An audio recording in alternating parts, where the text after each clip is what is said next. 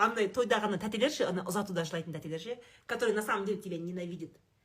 На самом деле тебя ненавидят и ненавидят твоих родителей, бірақ сен ұзатуда кетіп барсың, ана нені, алтыным, бір бәле деп өлең айтып, ана қыз бүйтіп ұзатылып кетіп бартасың ғой, жылап ше, сөйтіп кетіп бартқан кезде ше, ана өмір сен жек көретін, ана өмір, андай никогда сенің әке шешеңе жан ашмаған, сен адам құрлы көрмейтін тәтелерің жылап жүреді ғой, деп ше, какого хрена, я не понимаю.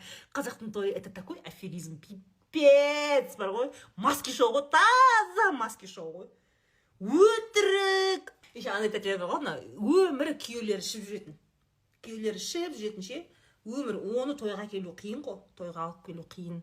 Бәрі білет, ол көкенің алқаш екенін ше, бәрі білет. Бірақ тойға бет аузын жуып, костюм кигізіп, оны как будто никогда ішпейтін адам сияқты көресіңдер да. Сөйтіп тойға отырғызып қойды да, ішпе деп артынан аңдып жүреді. Ол қоя ма? Ол қоймайды. Ол халал тойға барса да, ол көке барады да, шайникке құйып бәрібір ішетін арағын ше. Жоқ! Наши притворяются, что он никогда не пьет. Вот тойдың маски шоу, қазақтың тойының маски шоу, я просто этого не понимаю. Немесе жаңағыдай кредитке машина алады да, тойда ана папасының 60 жылдығы, 70 жылдығы деген жерде кредитке алады да. Папамыз деп ше. Қиынап, мысалы 7-8 бала шағасы болады, 5-6 бала шағасы болады, оның ішінде біреуінің ақшасы бар, біреуінің ақшасы жоқ, неважно ғой. Қиынап, бәріне кәдімгі бар ғой. Туысқандардың сондай жүйе, кәдімгі не ғой, білмеймін, андай вымогательство ғой. Рекетирство, это вымогательство. Андай бересің, берсең де бересің, бермесең де бересің. Бауырларды между собой қырылыстырып, сөйтіп барып той істемей ақ қойыңдаршы. Мына қазақтың тойы деген не? Ол бір мейірімділік, ол бір-біріңмен араласу, бір-біріңмен ашық болу. Нет, у нас маски шоу. Вот реально маски шоу.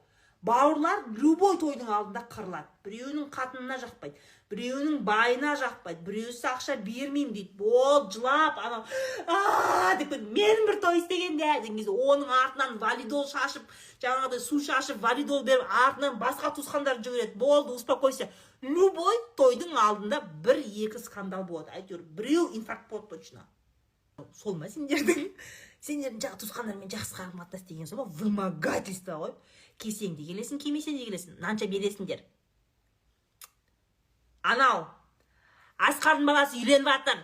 Соны тойнап, наншадан бересіңдер. Ей, ананың кредиті бар, баласын оқуға түсіп жатыр, басқа бере алмайсыз. Жоқ, бересіңдер.